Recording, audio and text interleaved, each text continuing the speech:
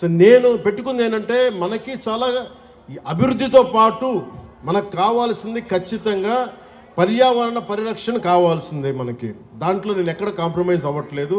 దాన్ని ఎక్కడా కూడా నేను మిమ్మల్ని వంచాలని కూడా నేను ప్రయత్నం చేయట్లా. నాకు మీకు కుదరినప్పుడు నేను రాజకీయాలు వదిలేసి వెళ్ళిపోతాను తప్ప నేను మీ న్యాయం చేయలేనప్పుడు నేను కూర్చోబెట్టి నాకు నిజంగా మీ గుండెల్లో పెట్టుకున్న అభిమానం కంటే కూడా నేను పదవులుగా నేను ఏం చూడండి. కాకపోతే ఈ పదవి ఉన్నది చాలామందితో కూర్చొని సామరస్యపూర్వకంగా ఎలా పరిష్కారం చేయాలి అన్నదే నా తపన.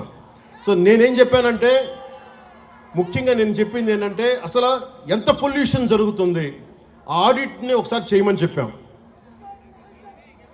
ఆడిట్ చేద్దాం, అసలు ఎంత కాలుష్యం ఉందనేది చెప్తే అందరూ అడిగారు. షణ్మోహన్ గారు మొత్తం సంఘాల నాయకులందరితో మాట్లాడి అక్కడ ఉన్న యువతతో కూడా మాట్లాడి ఈరోజు దాదాపు 100 మంది పైగా వచ్చారు. వాళ్ళందరితో మాట్లాడి మీ ప్రతినిధులుగా మేము అడిగింది ఏంటంటే షణ్మోహన్ గారు కలెక్టర్ గారు కనీసం మాకు 100 days టైం ఉంటే దీని మీద యాక్షన్ ప్లాన్ చేద్దామని ఒకసారి అంటే ఎలా చేద్దాం దీనికి సంబంధించి. ఎందుకంటే మీరు బోట్లు దెబ్బతినకూడదు, మీరు మీకు మీ వేటకి ఇబ్బంది పడకూడదని దీనికి ఏం చేయాలంటే ఒక ప్రాపర్ యాక్షన్ ప్లాను ఒక 100 రోజుల సమయం అని అడిగాం. సో మిమ్మల్ని కూడా నేను ప్రతిపాదిస్తుంది, మిమ్మల్ని అభ్యర్థిస్తుంది, మీ అందరినీ వేడుకుంటుంది. మాకు కనీసం ఒక 100 రోజుల సమయం కనుక మీరు ఇస్తే దీనికి ఒక రోడ్ మ్యాప్ ఒక ప్లాన్ క్రియేట్ చేసి మీ ముందు పెట్టి మీ అందరి